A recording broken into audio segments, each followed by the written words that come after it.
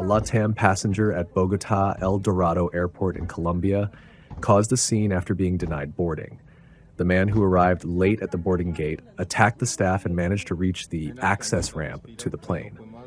Upon encountering the closed door, he began punching and kicking the aircraft, shouting, "Get me inside," through the plane window.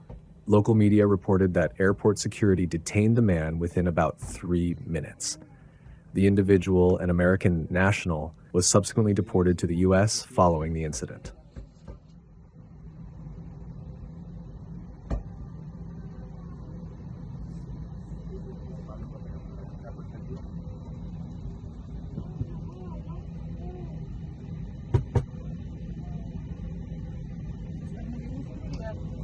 Está muy de punto, está muy de punto.